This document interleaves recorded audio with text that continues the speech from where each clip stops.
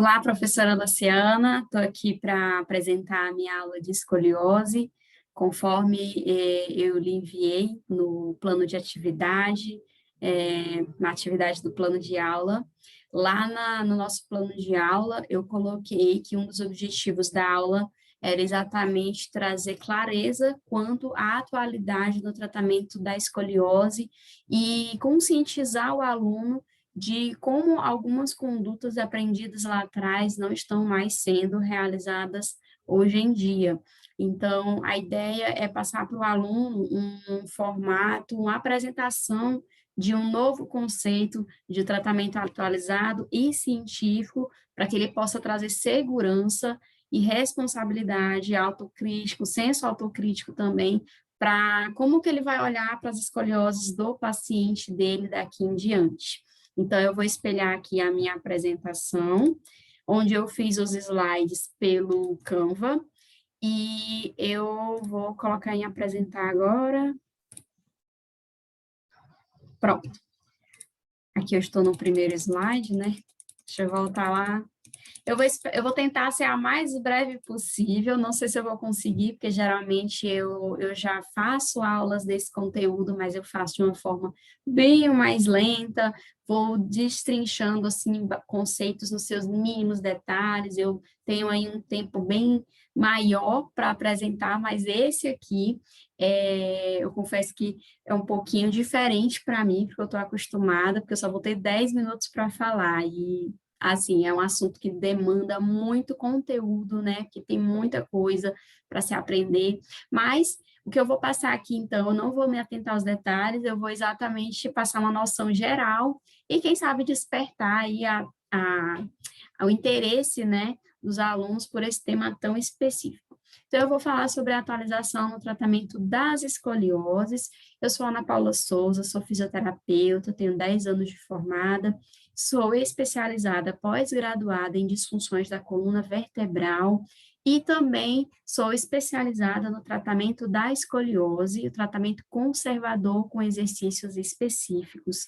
Então, há um bom tempo que eu trabalho somente com escoliose e somente com disfunções posturais da coluna, e eu tenho observado que a maioria dos profissionais com os quais eu tenho contato e eu tenho uma proximidade, tanto no meio digital quanto presencial, eu percebo que os alunos das mais variadas idades, né, de 24 a 35 anos especificamente, eles têm uma certa dificuldade em não só conduzir o tratamento da escoliose de forma específica, como também entender o que já não é mais utilizado como tratamento para essa patologia, digamos assim, né, que a escoliose acaba se comportando como se fosse uma patologia.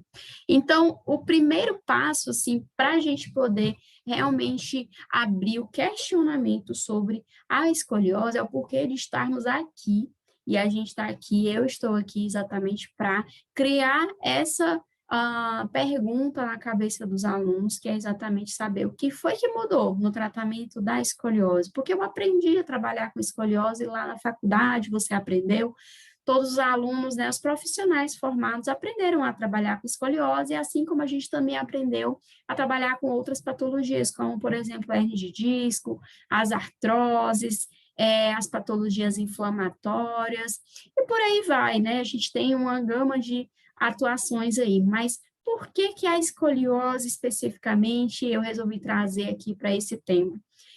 Para quem gosta da área de postura, para quem quer seguir nessa área, e principalmente para quem trabalha com uma coisa que é muito comum, o método Pilates, né? Eu tenho certeza que alguns colegas são profissionais do Pilates e recebem muitos pacientes com escoliose, o que é uma coisa positiva, significa dizer que a comunidade médica já está abrindo a cabeça em relação à indicação de mais métodos fisioterapêuticos para o tratamento da escoliose, isso é muito positivo. Só que eu tenho visto uma coisa que me deixa muito triste, por quê?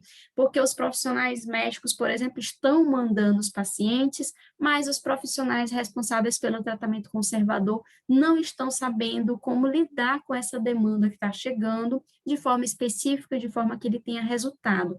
E o que acaba acontecendo? O tratamento conservador acaba falhando e esse paciente volta para o médico sem resultado e muitas vezes com progressão do caso, porque não foi devidamente cuidado no tratamento conservador, e é um paciente que acaba indo para uma cirurgia por falha da atuação ali no tratamento conservador, né? Principalmente a equipe multidisciplinar, que inclui não só o fisioterapeuta, mas o educador físico também, porque ele também faz parte da equipe multidisciplinar no tratamento da escoliose.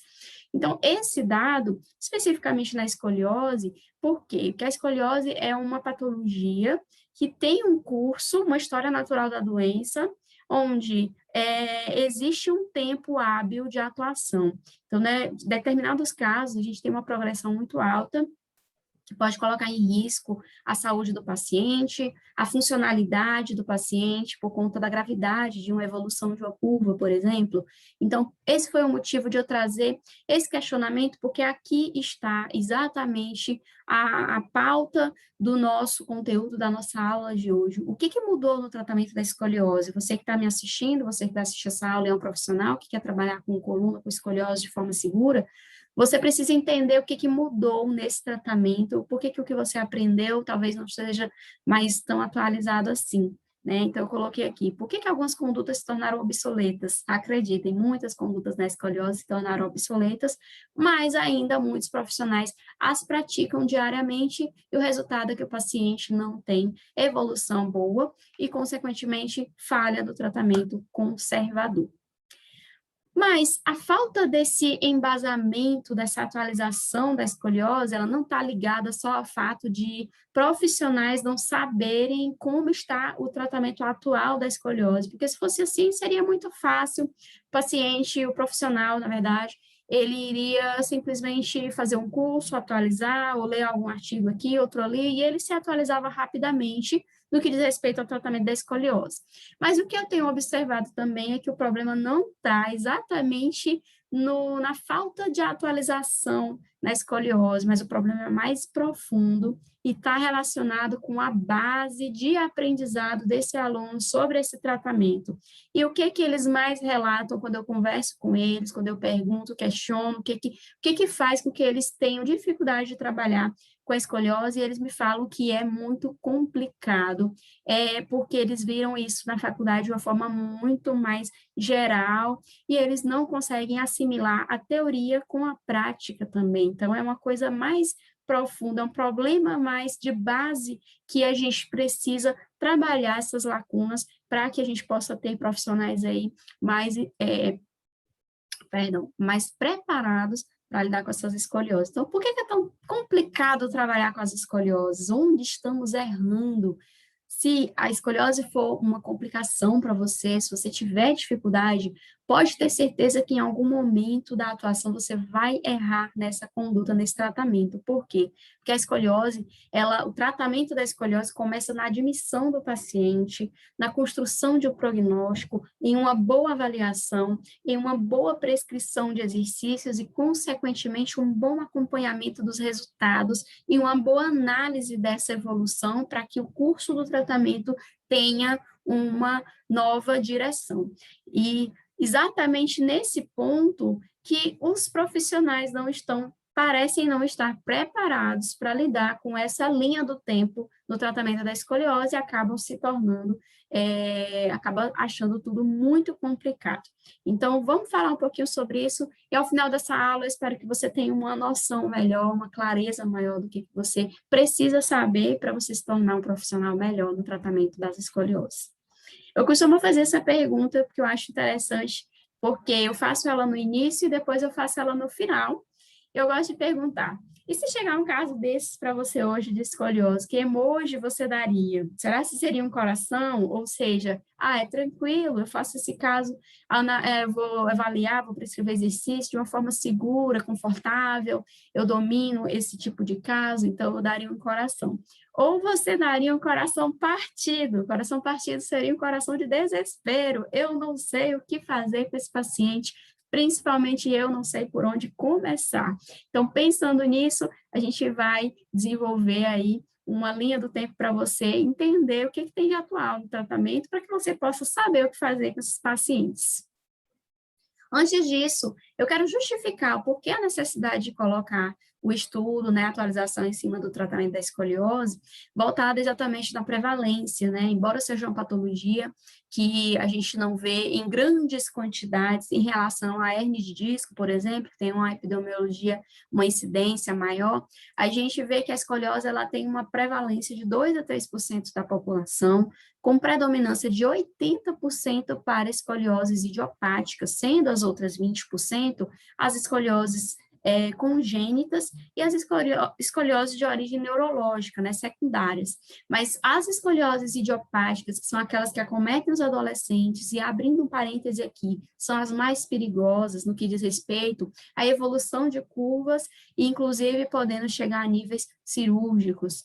E essas escolioses compõem 80% de toda essa porcentagem de prevalência. Então, é muito importante que a gente saiba identificar que necessidade de tratamento nosso paciente precisa, porque muitos pacientes são encaminhados para a cirurgia de forma desnecessária, onde o fisioterapeuta, a equipe multidisciplinar poderia estar atuando, evitando essa cirurgia, evitando custos para a saúde pública, evitando efeitos deletérios, evitando efeitos nocivos, nociceptivos, de dores crônicas na vida adulta, porque apenas 0,3% dos casos realmente são cirúrgicos, ou seja, são os casos que precisam mesmo de cirurgia, mas o restante não precisa, e com simples tratamento conservador, você já consegue resolver o caso dessa escoliose idiopática, mas não é isso que acontece atualmente. A fila do SUS está gigantesca, com milhares de pessoas todos os anos esperando por cirurgia,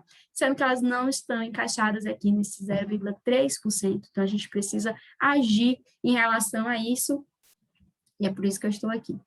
E eu faço essa pergunta aqui também. Você já ouviu isso em algum lugar? Eu falo isso de já ouviu isso em algum lugar, porque eu falo muito isso, né, para os meus alunos, para a minha comunidade, para quem acompanha. Seu paciente não pode esperar. Então, por que eu digo isso? Porque os profissionais têm mania de deixar para aprender depois eu faço curso tal, ou depois eu me atualizo, ou depois eu leio o artigo, ou depois eu entendo mais sobre esse assunto, eu vou atendendo os pacientes, os profissionais têm uma urgência em atender logo, e o paciente chegou, ele já vai aplicando o que ele aprendeu, o que ele lembra, o que ele tem de bagagem até ali o momento, e em uma outra situação é que ele só deixa para ir atrás de aprendizado, de conhecimento do que diz respeito à escoliose, quando ele já tem o paciente com escoliose e se vê perdido. Só que tem um porém aí, daqui que você assimile esse conhecimento, aplique o conhecimento de forma correta, o seu paciente já está evoluindo, principalmente se ele for um adolescente, um pré-adolescente, um paciente com potencial de risco para a evolução de uma curva. Então, um período de 6 meses, por exemplo, é o suficiente para um paciente sair de uma escoliose leve para uma escoliose moderada, ou mesmo para uma escoliose de risco. O que é risco? Risco cirúrgico. Então, por isso que eu gosto muito de usar essa frase: seu paciente não pode esperar. Então, você precisa se atualizar, entender o que está acontecendo antes de esses pacientes chegarem até você, para que você já esteja preparado. E aqui fica uma pergunta também. Você, profissional, sabia que foram desenvolvidos ao longo dos anos vários métodos de tratamento científico para a escoliose? É isso mesmo. Na Europa e no mundo, existem atualmente 7 escolas dedicadas, são institutos de tratamento especializado na escoliose, que são dedicadas à realização de estudos científicos com exercícios científicos, exercícios específicos, protocolos de exercícios para escolioses idiopáticas e suas diferentes topografias. Essas escolas, esses institutos, possuem estudos com o nível de evidência 1, publicados nas melhores revistas mundiais, e essas escolas, elas têm realizado um trabalho muito à frente de divulgação do tratamento conservador. Então, a ideia é levar a importância do tratamento conservador com exercício específico, onde são necessários poucos recursos, tornando aí acessível para pacientes de todas as classes sociais, é exatamente a necessidade do tratamento científico com exercícios e não a realização de cirurgias. Então, a ideia é reduzir o número de cirurgias e elevar a qualidade de vida dessas pessoas. Porém, como o próprio autor, como os próprios autores Burger et al. 2009, eles constataram o seguinte, em pesquisas com formulários, com questionários, para saber o conhecimento, o nível de conhecimento dos profissionais acerca da existência desses institutos, desses exercícios que são específicos, não são exercícios generalistas.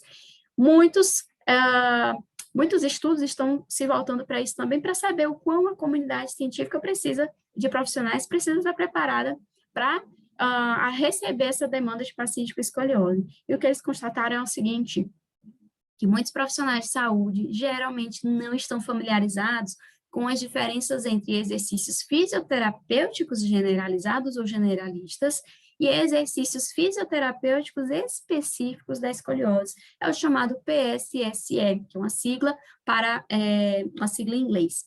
E o que acontece? E existe, Ana, exercícios específicos e exercícios generalistas? Existem. Essa é o conceito que você precisa conhecer para aplicar um exercício para escoliose. Ana, mas eu faço um exercício para abrir uma curva da escoliose, com inclinação lateral, por exemplo. É aí que está. Esse exercício de inclinação lateral, ele se torna um exercício generalista. Por quê? Porque a escoliose é uma deformidade tridimensional. Uma escoliose é uma deformidade em rotação. E o tratamento, principalmente o tratamento científico dessas escolas, são focados exatamente nos exercícios tridimensionais de desrotação para desfazer esse padrão. Então, um simples exercício de inclinação não é suficiente para abrir uma curva da escoliose, como se imagina, porque a gente não vai ter uma disfunção aí somente no plano frontal, mas sim no plano transversal. Então, é preciso muito mais ajuste específico para a gente conseguir realmente alinhar uma escoliose, certo? Então, dentro desse contexto, muitos profissionais ainda não se atualizaram nessas condutas, nesses exercícios, e essa afirmação de Burger et al. 2009, ele está mais focado em profissionais da Europa que ainda não estão familiarizados. Agora, trazendo isso para a realidade do Brasil, a situação é ainda muito pior, porque são os pouquíssimos profissionais que conhecem realmente a existência desse programa. Então, eu quero mostrar para vocês um pouco dessa aula, para que vocês conheçam que programa é esse, que exercícios são esses, quais são os princípios dele. Eu coloco o seguinte, para a gente parar de errar no tratamento da escoliose, a gente primeiro precisa deixar de errar, claro, né? A melhor forma de começar. Mas a principal questão que você tem que aprender é a diferenciar um programa de exercícios específicos para um programa de exercícios generalistas. E aqui eu vou dar alguns exemplos de alguns conceitos que são generalistas e que podem estar dentro da sua conduta hoje. Se você se encaixa dentro dessa conduta, você ainda está realizando os exercícios generalistas, certo? Coisas que a gente aprendeu na faculdade, que alongar o lado côncavo é o correto e que fortalecer o lado convexo é o correto, e alguns estudos estão mostrando que essa realidade, ela está um pouco tanto obsoleta como também distorcida. Por quê? Porque alongar o lado côncavo e fortalecer o lado convexo ainda está no pilar da atuação do plano frontal, como se a escoliose fosse um desvio lateral, quando, na verdade, ela é uma rotação vertebral.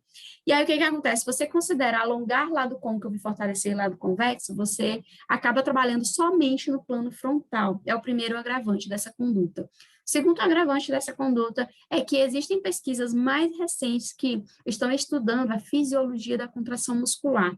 E eles estão identificando que, no que diz respeito à biologia molecular das fibras musculares das escolioses e de pessoas que não têm escoliose, eles estão observando que existe uma assimetria, uma distribuição assimétrica a nível biológico molecular de proteínas envolvidas na contração muscular, por exemplo. Então, em um estudo recente, eles observaram que Do lado côncavo, por exemplo, existe uma baixa quantidade de uma proteína que é transportadora de cálcio para dentro da célula muscular, chamada calmodulina. E do lado convexo, existe uma maior quantidade dessa proteína. E isso leva a uma conclusão do seguinte: o lado côncavo pode ser que ele seja o lado mais fraco, exatamente por deficiência dessas proteínas, menos cálcio entrando na célula, menos fibras musculares fazendo contração muscular. Isso pode levar a uma hipotrofia, e é um dado que a gente observa muito no lado côncavo, que é o lado hipotrófico. E o convexo, ele pode estar tendo a hiperatividade, exatamente porque tem mais proteínas de calmodulina e mais ação muscular, mais cálcio dentro da célula, mais ação muscular. E essa disposição de músculos com menos contração muscular e outros com mais contração muscular pode, inclusive, favorecer essa rotação, essa assimetria e gerar aí o que a gente chama de gibosidade e de musculaturas fracas ou fortes na escoliose. Então, ao contrário do que a gente aprendeu lá atrás, pode ser que o lado côncavo ainda não se comprovou, mas é uma teoria levantada. Pode ser que o lado côncavo seja mais fraco, em vez de a gente alongar esse lado, pode ser que lá na frente a gente vai precisar fortalecê-lo, tá? E o lado convexo seja o lado que a gente vai precisar relaxar. Então, fica aí a reflexão. Outro tipo de conceito que é generalista ainda também, realizar o dobro de repetições para um lado. Vocês já ouviram essas condutas em algum lugar? Proporção de 1 para 2, eu faço 20 vezes de um lado, 10 vezes do outro. Essa conduta também está ultrapassada. Hoje em dia, os exercícios científicos, eles se propõem a fazer uma integração de abertura plena das colunas, de forma que essa coluna seja alinhada completamente em sua totalidade, e isso seja baseado no trabalho da isometria. Então, hoje não se tem dobro de repetições nem para um lado e para o outro. Isso aqui também está ancorado lá naquela atuação dos pilares, principalmente do plano frontal, que não é nada legal para a nossa abordagem. Outro conceito generalista: qualquer exercício serve para escoliose. Não sei vocês, mas eu já ouvi muito profissional dizendo assim: mas ele tem uma escoliose que é difícil de corrigir, então ele tem que fazer mesmo um trabalho global, de fortalecimento, de alongamento, esse exercício vai fazer bem para ele. O que é muito errado, porque quanto mais específico o exercício, mais resultado a gente vai conseguir com ele. Escoliose precisa de alongamento e fortalecimento. Também é um conceito que precisa ser revisto, porque se você pauta seu tratamento, você vai acabar passando exercícios de alongamento, de fortalecimento, principalmente no que diz respeito ao abdômen, porque isso pode roubar a cena da sua abordagem, quando, na verdade, a gente precisa de exercícios que tenham foco na estrutura, mobilização das gibas, por exemplo, a gente precisa de muita sincronia muscular e estrutural nas aberturas dinâmicas de curva, que não diz respeito a exercício de alongamento ou de fortalecimento, mas sim exercícios integrados e específicos, com ajustes específicos. E também a gente precisa trabalhar com a questão da atuação, da integração neuronal, né, neural dos exercícios, para que uma nova postura seja adquirida. Então, só pautar o exercício da escoliose em alongamento e fortalecimento também é um conceito generalista que não é mais aplicável na escoliose. E outro conceito também: escoliose precisa trabalhar os dois lados. Será que a gente precisa trabalhar os dois lados? Isso é um assunto bem complexo que eu não vou ter como explicar para vocês aqui, mas eu afirmo para vocês que não. O trabalho da escoliose é um trabalho assimétrico, e é trabalhando assimetricamente que você equilibra os dois lados, tá? Deixa eu apresentar para vocês o seguinte: uma nova forma de tratamento, chamado tratamento específico ou exercícios específicos para a escoliose, inclui, ao contrário do que a gente viu de conceitos generalistas, o conceito específico, ele vai incluir o seguinte: uma correção postural, é um treinamento focado na correção postural, é um treinamento focado em correção de padrões respiratórios, e o padrão respiratório da escoliose vai ser assimétrico, vai ser de acordo com a concavidade, onde ele vai ter que expandir esse lado côncavo e vai ter que fechar esse lado convexo na expiração. Então, um trabalho específico de padrão respiratório. Uma correção da percepção postural tridimensional, então ele vai ter que fazer rotações, ao mesmo tempo em que cresce, ao mesmo tempo em que abre côncavo, por exemplo, ao mesmo tempo em que eleva ombro, em que deprime pelve, em que faz rotações contrárias, tórax rodando para frente, lombar rodando para trás, ao mesmo tempo. É uma construção de uma correção postural tridimensional, por isso que o exercício é chamado de específico. A gente vai precisar trabalhar para ser um tratamento específico e não generalista, né, exercícios específicos, a expansibilidade das áreas comprimidas, já falei, e ajustes assimétricos para a realização de exercícios. São um dos princípios do tratamento com fisioterapia específica para a escoliose, que é o PSSE chamado. Deixa eu mostrar aqui para vocês alguns exemplos de exercício específico que são derivados de um método chamado método Schoff. Né? Algumas pessoas chamam de método Schott. Eu chamo de método Schoff. É um método alemão, criado por uma alemã, que tinha escoliose em sua adolescência severa, e ela, sozinha, uma autodidata, ela descobriu uma forma de, através do espelho, através da respiração direcionada, uma forma de expandir as áreas que estavam comprimidas, que no caso é a área côncava.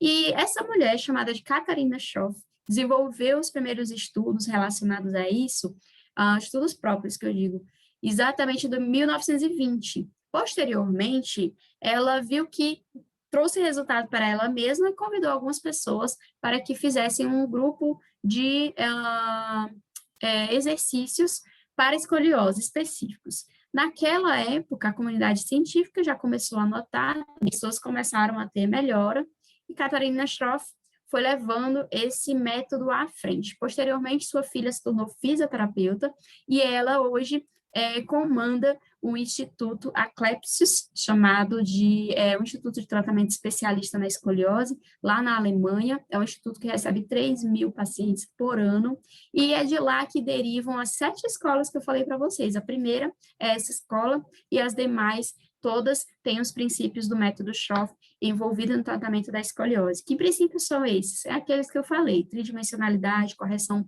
postural baseada na respiração, padrão respiratório específico, a integralidade, a questão da neuronal, integração neuromotora, os exercícios assimétricos, tudo com foco na correção tridimensional e plena da coluna. Então, assim, o conceito de um programa específico de exercícios para escoliose seria exatamente abordar a especificidade, então precisa ser específico e segmentar, tá bom?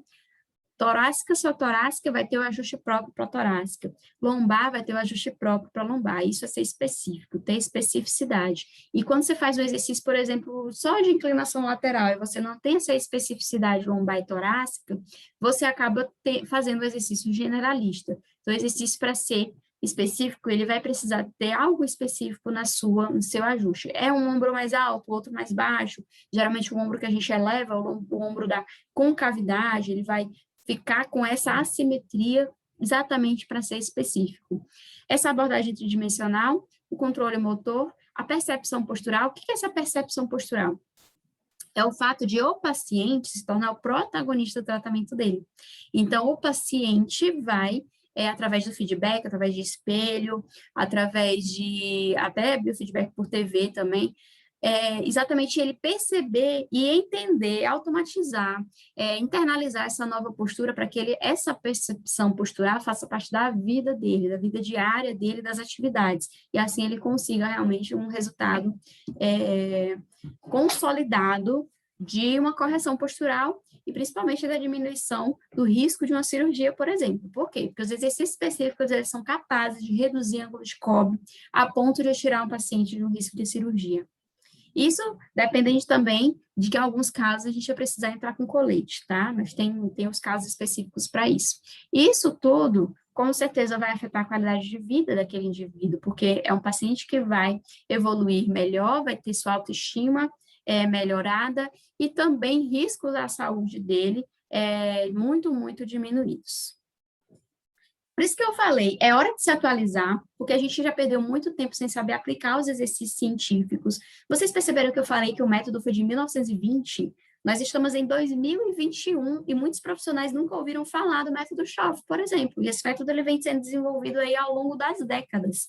e não se perdeu até hoje, pelo contrário, ganhou muita força, foi comprovado cientificamente e já foi derivou aí mais 7 escolas exatamente focadas nesses princípios. Então, a gente precisa focar em se atualizar exatamente porque a gente não pode perder tempo, nosso paciente não pode esperar, porque enquanto isso, a fila das cirurgias só aumenta a cada ano. Deixa eu perguntar para você rapidinho, o que você precisa fazer? Você precisa saber gerenciar, eu botei o caos, né? O caos é o caso complicado que você tem de escoliose. Você precisa ter clareza do que você precisa fazer. A evolução do paciente está nas suas mãos, de fato. A primeira coisa que você precisa saber é identificar os fatores de risco.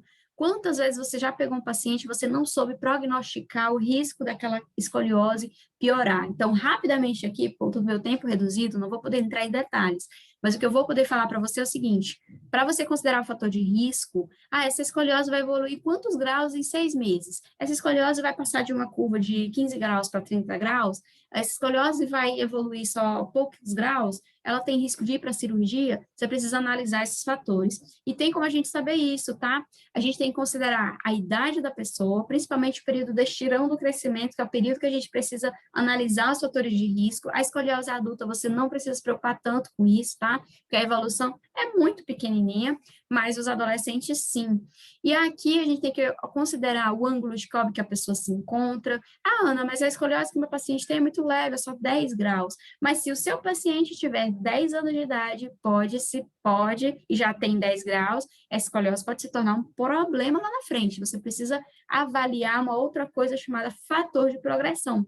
Esse fator de progressão, você vai precisar analisar uma coisa chamada sinal de Ricci. Sinal de Ricci é um estágio de amadurecimento da crista ilíaca, que vai de 1 até 5, e esses graus, né, grau 1, grau 2, grau 3, grau 4, grau 5, vai te dizer o quão aquela pessoa já está maturada, ósseo, né, já tem a maturação óssea, e o quanto ela ainda vai evoluir com o estirão de crescimento. Quanto mais próximo de 5, ou mesmo 5, mais estabilizada está aquela curva. Então, se o paciente tiver, por exemplo, RICER 1 e já tiver um COB alto de 20 graus, ele corre um risco muito grande de precisar ir para a cirurgia. Então, a gente precisa identificar o que esperar desse tratamento lá na frente através desse sinal. Como é que eu vejo esse sinal, Ana? Radiografia, tá? A gente vai aplicar uma fórmula chamada cálculo do fator de progressão. A gente vai pegar o ângulo de Cobb, vai diminuir, menos 3. Esse 3 a gente vai multiplicar pelo sinal de Ricci encontrado e vai dividir pela idade, tá? Os valores de referência são esses aqui, 1,4, ou entre 1,4 e 1,5, e mais que 1,5. O que significa isso? Se o valor desse seu cálculo aqui deu 1,4, o risco de progressão dele é baixo, tá bom? Ele só tem menos de 20% de progressão só, tá? Você vai ter 20% de progressão. E o que é isso, 20% de progressão? Você pega o ângulo de Cobb, tem 20 graus. Calcula 20% de 20 graus, vê aí quanto é que dá, eu sou péssima em matemática, vê aí o resultado. Esse resultado que você encontrar, 20% de 20, por exemplo, não sei quanto é que dá, você vai predizer o tanto que ele vai evoluir daqui a alguns meses, 4, 5 meses.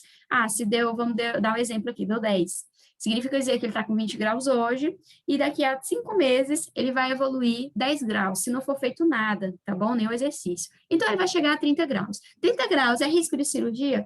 Não, segundo a SOSORT, que é a Sociedade Internacional de Tratamento da Escoliose, o risco de cirurgia é a partir de 50 graus. E 30 graus, tem algum risco? Tem, uso de colete.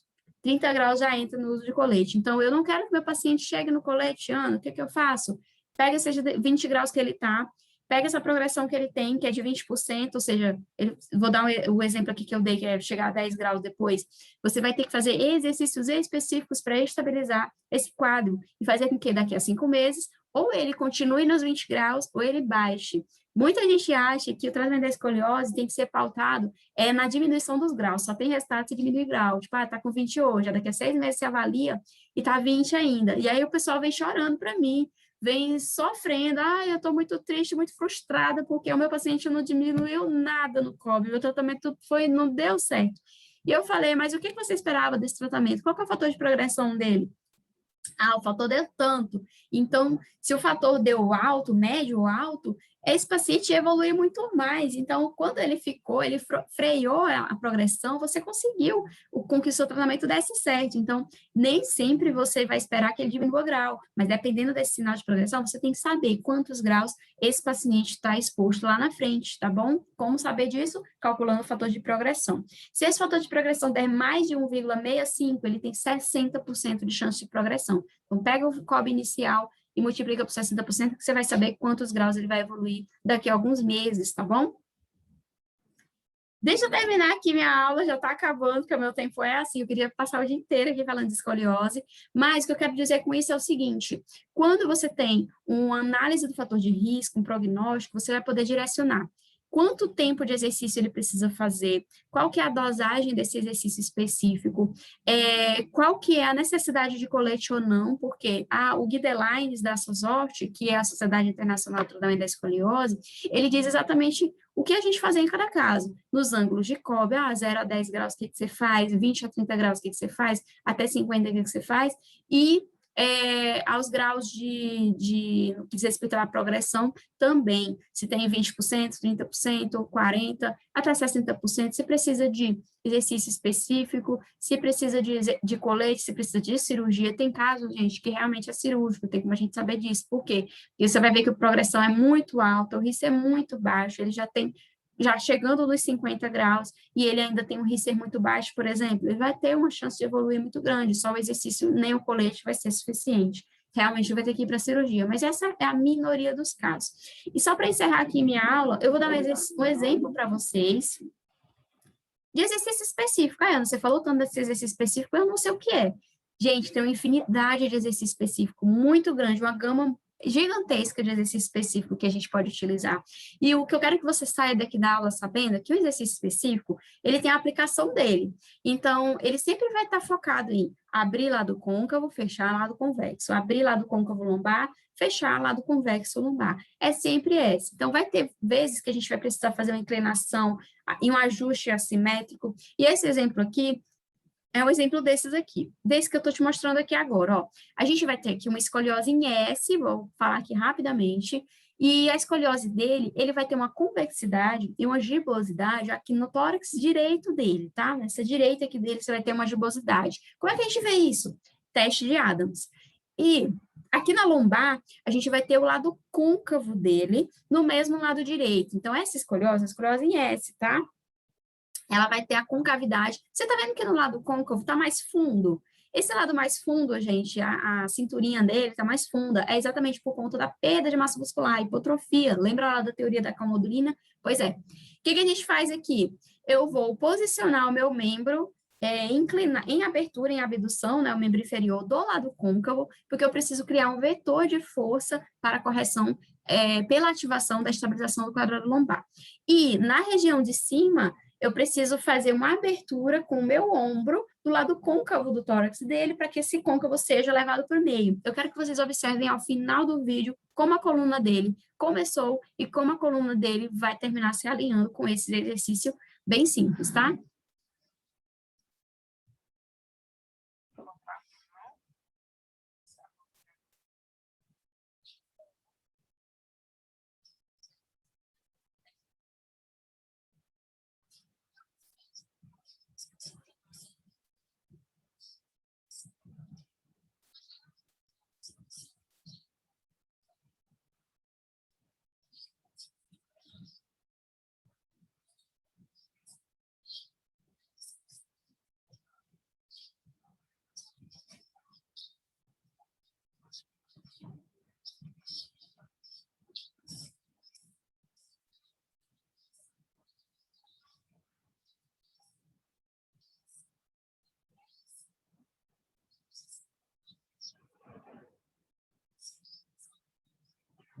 Isometria.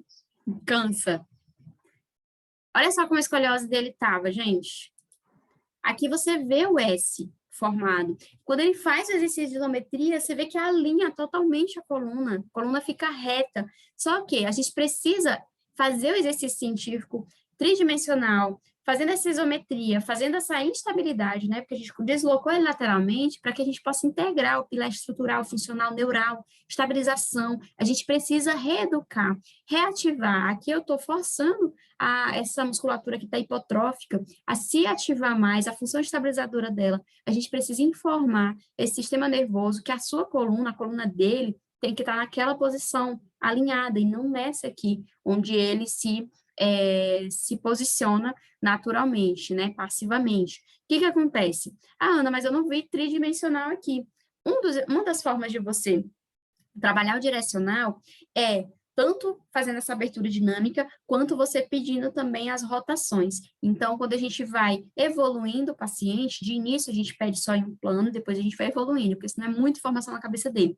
Então, você vai pedindo para ele fazer a rotação também. Então, roda a parte da gibosidade aqui dele para frente, enquanto que a gibosidade para o côncavo lombar vai para trás ao mesmo tempo. Então, para isso a gente tem uma construção, tem exercícios em solo, tem exercícios sentado, exercício em pé, decúbito ventral e decúbito lateral, tem toda uma construção, tá? Aqui eu só trouxe um exercício onde a gente tinha essa visualização na prática desse alinhamento. Espero que vocês tenham gostado dessa aula, e eu sei que ela tomou muito tempo aqui, mas, professora Luciana, espero que você tenha gostado dessa aula, e estou aqui para responder qualquer dúvidas e questionamentos. Um beijo, tchau, tchau.